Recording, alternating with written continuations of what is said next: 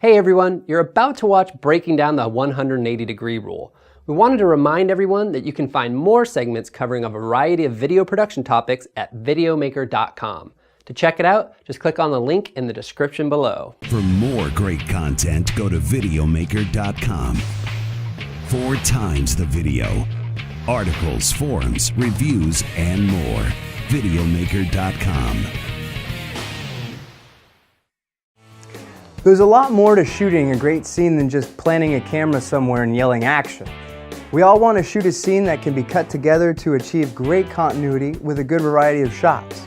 The 180-degree rule is a useful tool to help you achieve this. In this segment, we talk about the basic principles of the rule, establishing action lines, working with shifting action lines, and redefining the action line using neutral shots, camera movement, and cutaways. Knowing how to apply the 180-degree rule and when you might want to break it can take your production skills to the next level.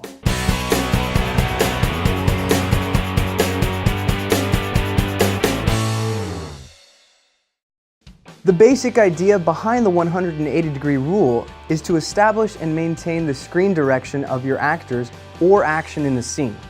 Failure to follow the rule can make scenes difficult to follow for your audience.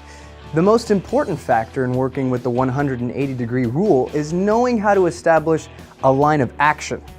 The line of action is an imaginary straight line that is drawn between a subject and an item or person they are interacting with, or a straight line drawn along a path that a subject is moving on. Let's look at 2 actors positioned for a dialogue scene as an example. If we look at this scene from overhead, we can draw a straight line from actor 1's sight line to actor 2's. This is our line of action for this scene. The 180-degree rule states that once you place your camera on one side of the line, you should keep all your shots within the 180-degree arc on the same side of the line in order to maintain proper screen direction. When you first introduce a scene, you'll typically have an establishing shot to help orient your viewers. The establishing shot gives the viewer the basic geography of the scene and determines the screen direction of the actors or action. This is the establishing shot for our scene, and actor 1 faces screen right and actor 2 faces screen left. As long as the camera doesn't cross our action line, our actors' sight lines stay consistent. This prevents the viewer from being confused or disoriented. In contrast, if we cut to a shot that has the camera placed on the opposing side of the action line, our actors are now facing the opposite direction and their sight lines will not match up properly.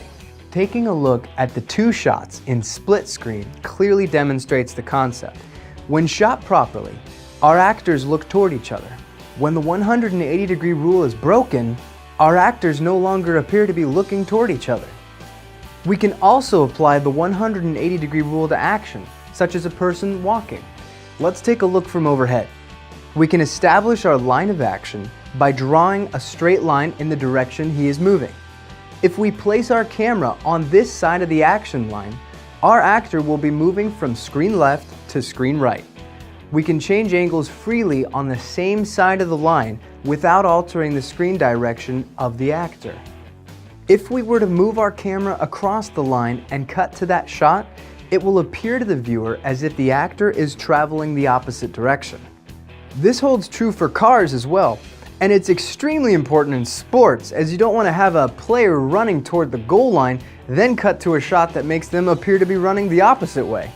Of course, you could break the 180-degree rule for dramatic purposes if the story supports it. If your character is disoriented or lost, it can give the audience the same feeling. So, we've learned how to establish the action line, and what happens when we break the 180-degree rule. Now let's talk about movement within a scene that can cause the action lines to shift. If your scene has movement that will shift the action line, you'll want to have a basic idea of which direction you'd like to shoot. Let's take a 3-person dialogue scene as an example. Here's an overhead shot of the setup. Our initial action line is between actor 1 and 2 because they will begin the scene by talking to each other. But once actor 1 turns to actor 3 to speak, our action line will shift. We're going to establish our scene by placing the camera here and try to keep this initial point of view in mind when our action line shifts. This means we'll shoot from this side of action line 1 and this side of action line 2. The key to making this work is showing the action that shifts the line. In this case, we want to clearly see actor 1 change his sight line from actor 2 to actor 3. Once we've shown the turn, we can now place our camera anywhere along the 180-degree arc of the newly established action line. Now let's have actor 2 and 3 turn to each other to talk. Looking at the overhead, we can see we now have established another new action line. Based off our initial view, we'd choose this side of the line. Again, we must show one of our characters turn his head to establish our new action line. Once we've done that, we're free to get shots on the proper side of the line. While something as simple as an actor changing his or her eye line can shift the line of action, an actor's movement can cause the line to shift as well. In this scene, one of our actors begins to walk off, then turns back toward the other. By changing their position, they've also moved the line of action, and now a camera position that would have caused a screen direction shift is well within the newly established 180-degree arc. You can also intentionally create new action lines by using camera movement, neutral shots, or cutaways. In this scene, we've established our action line, but we want to transition to the other side of the line. One quick way of doing this is to show the camera breaking the line.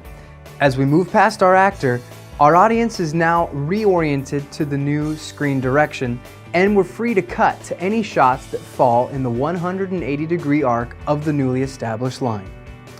You can also use a neutral shot in order to re-establish an action line. A neutral shot is obtained by placing your camera on the action line itself, which allows you to then cut to a shot on either side of the action line.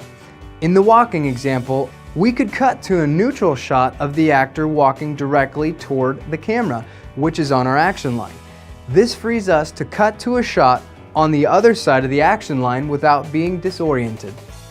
A third way to establish a new line is to use a cutaway shot. In this example, we might use a shot of the surrounding landscape followed by a shot taken on the opposing side of the action line. Keep in mind that each time you establish a new action line, you are now locked into that 180-degree arc until the line shifts with your subject's action, camera movement, or specific camera shots. Creating a scene with well-selected shots and great continuity is a crucial building block to telling effective stories with video. By understanding the 180-degree rule, you can shoot and edit your next project with confidence and style. Thanks for watching.